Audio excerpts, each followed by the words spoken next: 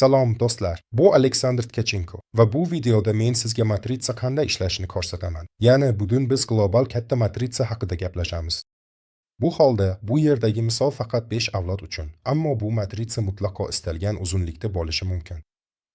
Xo'sh, misol sifatida birinchi katakchani sariqni olaylik. Masalan, siz matritsaga kirgansiz. Sizda faqat bitta biznes joylashuvi bor va keyin tuzilma sizdan boshlangan. Siz chapga bir kishini, o'ngga bir kishini taklif qildingiz. Ya'ni bu ikkilik matritsa va keyin odamlar ham xuddi shunday qilishda davom etishdi. Ular faqat ikki kishini, boshqalari ham ikki kishini, boshqalari ham ikki kishini taklif qilishadi. Va sizning matritsangiz shu tarzda rivojlanadi. Murakkab narsa yo'q. Oddiy takrorlash, lekin odatda takrorlash mutlaqo sodir bo'lmaydi. Ba'zilar ko'p, ba'zilar kamroq, ba'zilar esa umuman hech narsa qilishmaydi. Aytaylik, siz faolroq sheriksiz. Va masalan, siz 2 kishini emas, balki 3, 4, 5, 10 yoki undan ko'proq sheriklarni taklif qildingiz. Bu qiyin emas, lekin bu odamlar qayerda turishadi? Ya'ni matritsaning mexanizmi qanday ishlaydi? Ya'ni bu ssenariyda sizda 2 va 3 raqamlar band bo'lgan katakchalar mavjud. Ya'ni siz ularni taklif qildingiz va keyingi shaxsni, 4-raqamni taklif qilasiz. U qayerga tushadi? Ya'ni u shu yerga 2-katak ostiga perelif orqali joylashadi va siz keyingi qatorni boshlaysiz. Ya'ni matritsa yuqoridan pastga ishlaydi, to'ldirish chapdan o'ngga, ya'ni shunday qatorlar bo'ylab amalga oshadi. Keyingisi 5-raqam joylashadi. Bu 5 keyin 6, 7, 8, 9, 10 va hokazo joylarga joylashadi. Ya'ni agar siz faol hamkor bo'lsangiz, masalan, o'zingizning bazangiz yoki jamoangiz bo'lsa, matritsaga 2-3 kishini emas, bemalol 10, 20, 50, 100 va undan ham ko'proq odamni taklif qilishingiz mumkin. Ya'ni bu mutlaqo oddiy va haqiqiy raqamlar. Shuni aytsak bo'ladiki, ba'zi hamkorlar sustroq bo'lishi, 1-2 kishini yoki hech kimni taklif qilmasligi mumkin. Bunday holatda raqam 2 deylik, bu sizsiz. Ha, ya'ni siz raqam 2 ostidasiz. Masalan, siz hech kimni taklif qilmayapsiz va sizda raqam 1. Bu sizni taklif qilgan yuqori darajadagi hamkoringiz. Bu hamkoringizning ham yuqorisida yana boshqa hamkorlar bor. Ya'ni yuqorida ham ishlayotgan, ham taklif qilayotgan liderlar zanjiri bor. Masalan, 1 va 5-raqamlar sizga perelif orqali tushgan bo'lishi mumkin. Keyin navbat boshqa hamkorga o'tadi, so'ngra yana sizga qaytib, endi keyingi qatorda hamkorlaringiz ostidan joy oladi. Lekin bularning barchasi sizning jamoangiz. Ya'ni 8, 9, 10, 11 bularning barchasi sizning pastki hamkorlaringiz va biznes joylaringiz. Shunday qilib, u shunday ishlaydi. Sizning qo'l ostingizdan ko'tarilgan ushbu auditoriyadan kimdir ham ishlay boshlaydi. Ular notekis taqsimotga qiyshiq yoki qiyshiq bo'lishi mumkin, ammo bu muhim emas, chunki siz har bir biznes joyidan pul ishlaysiz. Bu tuzilishda qanday joylashganligi muhim emas, egri, qiyshiq, tekis, chiroyli. Eng muhimi shundaki, agar marketing shartlariga ko'ra siz ushbu biznes joyidan bonus olsangiz, unda uning narxi qancha bo'lishi muhim emas. Ya'ni ba'zi jamoa oldinga chiqib ketishi mumkin, ba'zilari esa biroz kechroq rivojlana boshlashi mumkin. Lekin baribir, agar bu sizning tuzilmangiz bo'lsa va siz undan pul ishlashingiz kerak bo'lsa, siz undan pul ishlaysiz. Ya'ni matritsa shunday tuzilganki, bu yerda binardagi kabi qandaydir malakalar yo'q.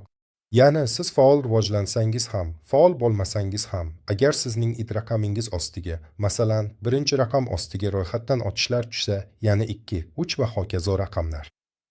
Ya'ni siz bu biznes o'rinlardan baribir pul ishlaysiz va bonuslar olasiz. Ularni siz taklif qilganmisiz yoki yo'qmi? Ularni sizning hamkorlaringiz taklif qilganmi yoki yuqoridagi hamkorlardan sizning strukturangizga tushgan perelif bo'ladimi? Farqi yo'q.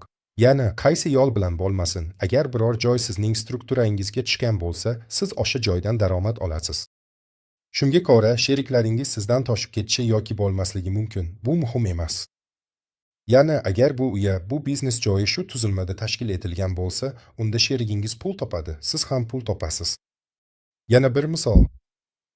Masalan, siz aytaylik ushbu auditoriyadan oyiga $1000 ishlab topasiz. Ha, agar sizda bitta biznes joylashuvi bo'lsa, aytaylik siz oyiga $1000 ishlab topasiz, lekin siz ko'proq narsani xohlaysiz. Bir tomondan siz jamoangizni 2 baravar oshirishingiz mumkin va siz 2 baravar ko'p pul ishlashni boshlaysiz. Yoki buni yanada soddalashtirishingiz mumkin. Yana 2 ta biznes joyini sotib olishingiz mumkin. Natijada sizda shunday oltin uchburchak hosil bo'ladi va siz jamoangizni umuman oshirmasdan 2 baravar ko'p pul ishlaysiz. Yana jamoa tuzilmasi o'zgarmagan holda siz aniq 2 baravar ko'p daromad olishingiz mumkin. Yana siz birinchi raqamli katakcha kabi faqat bitta katakchani kiritmaysiz, balki darhol 3 ta o'rinni, ya'ni birinchi, ikkinchi, uchinchi o'rinlarni egallaysiz. Bu misolda bularning barchasi sizning biznes joylaringiz. Ular allaqachon pastki chiziqdagi hamkorlardir. Ya'ni prinsipial jihatdan xuddi shu jamoa bilan siz 2 baravar ko'p pul topasiz. Nega 3 ta emas, 2 ta? Sizda 3 ta biznes joylashuvi mavjud. Chunki masalan 4-chi katakchani olaylik. Ushbu hisob ushbu biznes manzili to'lovni amalga oshirdi va ikkinchi raqam to'lovni qabul qildi. Keyingi yuqori homiy bonus oladi. Birinchi raqamli o'yinchi bonus oladi, lekin uchinchi raqamli o'yinchi hech narsa olmaydi, chunki u bo'yicha hech qanday to'lov amalga oshirilmagan. Ya'ni jamoaning yarmi chap tomonda ikkinchi raqamli biznes joyi ostida, jamoaning yarmi o'ng tomonda uchinchi raqamli biznes joyi ostida taqsimlangan. Va bu butun jamoa birinchi raqamli, sizning asosiy biznes hisobingiz manzili ostida joylashgan. Shunday qilib, u shunday ishlaydi. Ya'ni 3 ta biznes joyi bilan siz butun jamoangizdan 2 baravar ko'p daromad olasiz. Va agar siz 3 baravar ko'proq pul ishlamoqchi bo'lsangiz, unda yana bir qator sotib olishingiz kerak. Ya'ni 4, 5, 6, 7. Siz shuningdek ushbu biznes joylarini, ushbu lavozimlarni sotib olasiz va 2 emas, balki 3 baravar ko'proq pul topasiz. Ya'ni sizning matritsangizda 7 ta biznes joyingiz bor, shaxsan o'zingizniki va undan keyin siz pastga, chuqurlikka qurishni davom ettirasiz yoki sizga yuqoridagi hamkorlardan to'ldirishlar keladi. Yangi katakchalar qanday paydo bo'lganining ahamiyati yo'q, lekin har qanday holatda, masalan, 8-raqam odam to'lov qilgan, qandaydir faollik ko'rsatgan. Bu nuqtada 4-raqamli biznes joyi bonus oladi, 2-raqamli biznes joyi ham bonus oladi va 1-raqamli biznes joyi ham xuddi shunday bonus oladi. Ma'lum bo'lishicha, siz bitta to'lovdan 3 marta daromad olgansiz. Ya'ni agar sizda faqat bitta hisob bo'lsa, siz 1 marta daromad olasiz. Agar sizda ushbu zanjirda 3 ta hisob qaydnomangiz, aniqrog'i biznes manzilingiz bo'lsa, unda siz bir xil to'lovdan ketma-ket 3 marta bir xil bonusga ega bo'lasiz. Matritsa shunday ishlaydi. Bunda siz yuqoridan ham to'ldirishlar olishingiz mumkin, hatto hech kimni taklif qilmasangiz ham.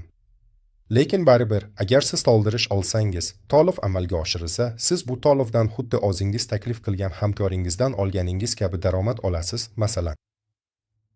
Bundan tashqari siz o'zingiz sotib olgan biznes joylardan ham daromad olasiz, to'g'rimi? Ya'ni siz 2, 3 va 7-gacha bo'lgan joylarni sotib oldingiz. Shu tarzda o'zingiz sotib olgan biznes joylardan ham daromad olasiz.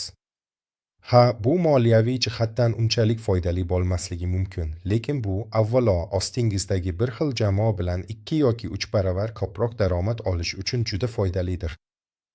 Lekin qo'shimcha afzallik sifatida siz o'z joylaringizdan ham biroz daromad olasiz va shu orqali dastlabki investitsiyangizni, to'lovingizni qanday to'g'ri aytish kerak tejaysiz. Aslida hammasi shu. Bu yerda murakkab narsa yo'q. Mana oddiy tartib, ya'ni bu katakchalar, doiralar ustida. Menimcha, bularning barchasini ko'rishingiz siz uchun aniqroq bo'ladi. Ha, ya'ni taxminan aytganda, bu yerdagi tartib yuqoridan pastga va chapdan o'ngga. Ya'ni har safar yangi qator boshlanganida va siz uni chapdan o'ngga, chapdan o'ngga, chapdan o'ngga to'ldirasiz. Buni siz yolg'iz qilmayapsiz. Siz o'zingizdan pastda turgan hamkorlaringiz va o'zingizdan yuqorida turgan hamkorlaringiz bilan birga qilasiz. Ya'ni yuqoridagi hamkorlar ham ustidan to'ldirish bilan yordam beradi. Pastdagi hamkorlar esa shu jamoani qurib, rivojlantirish orqali yordam beradi. Ya'ni ham yuqoridan, ham pastdan. Va ustiga ustak siz o'zingiz ham ishlaysiz, ishga qo'shilsangiz, bu jarayon yanada tezroq harakat qiladi. Hech kimni taklif qilmasangiz ham, har holda yuqori ehtimol bilan siz ustidan to'ldirishlar hisobiga yaxshi pul ishlashingiz mumkin. Lekin agar siz biroz faollik ko'rsatsangiz, ijtimoiy tarmoqlarda ma'lumot tarqatsangiz va hokazo, sizga odamlar qo'shiladi va bu ancha tez bo'ladi. Ya'ni har bir kishi hech bo'lmaganda ozgina faollik ko'rsatsa va bir necha odamni taklif qilsa, sizning matritsangiz, tuzilmangiz juda uzoqqa boradi va sizda katta, keng matritsa bo'ladi. Bu esa sizga juda yaxshi daromad keltiradi.